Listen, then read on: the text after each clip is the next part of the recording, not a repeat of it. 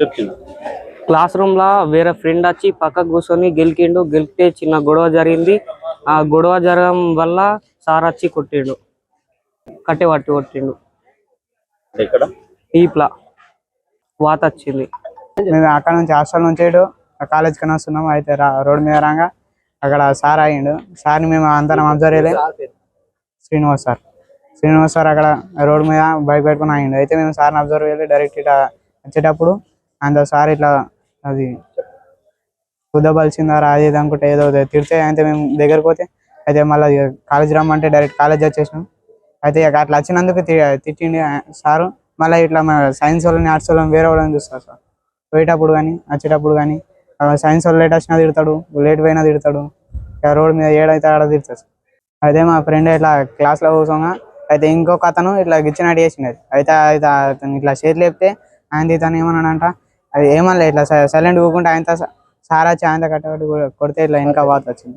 Gangadhar sir పట్టణ కేంద్రంలో ఉన్నటువంటి గవర్నమెంట్ జూనియర్ కాలేజ్ బాయ్స్ ఆర్మూర్లో ఏదైతే శుక్రవారం రోజు జరిగినటువంటి సంఘటన ఏంటంటే, ఫస్ట్ ఇయర్ చదువుతున్నటువంటి మన చెట్పల్లి అనే అబ్బాయిని ఇక్కడ లెక్చరర్ మన పొలిటికల్ సైన్స్ గంగాధర్ సార్ గారు కొట్టడం జరిగింది.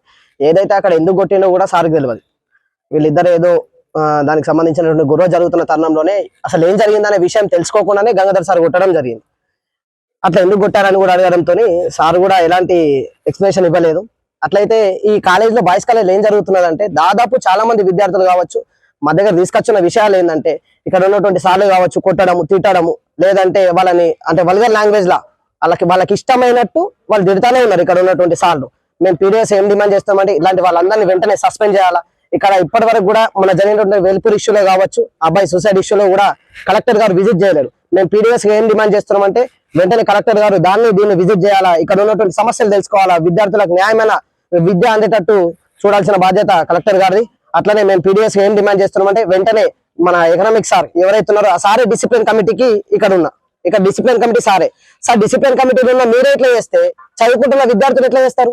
అట్లనే అలవాటు అవుతారు. మరి మెయిన్ ఏంటంటే, ఇప్పుడు అడ్మిషన్ తరుణంలోనే చాలా మంది విద్యార్థులు ఒక 20 మంది వరకు వెళ్ళిపోవడం జరిగింది. దానికి ఉన్న కారణం ఏంటంటే, మేము పీడిఎస్ గా మేము ఒక కమిటీగా వెళ్ళి తెలుసుకోవడం జరిగింది.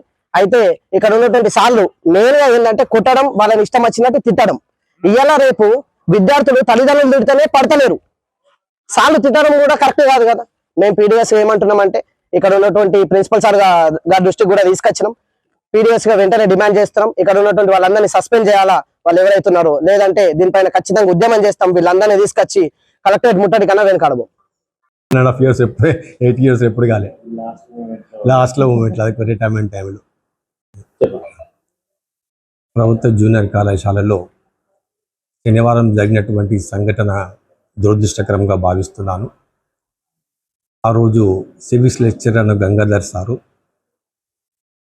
శరత్ అనే పిల్లగాన్ని ఆవేశంగా కొట్టడం జరిగింది, కానీ వేరే ఉద్దేశం లేని చెప్పడం జరిగింది.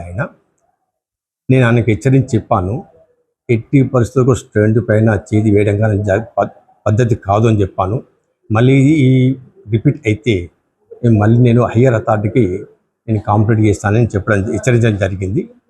అదేవిధంగా శ్రీనివాస్ సార్ అనే ఎకనామిక్ లెక్చరర్ కూడా ఏదో అన్పార్లమెంట్ లాంగ్వేజ్ ఉపయోగించినట్టు నా దృష్టికి వచ్చింది.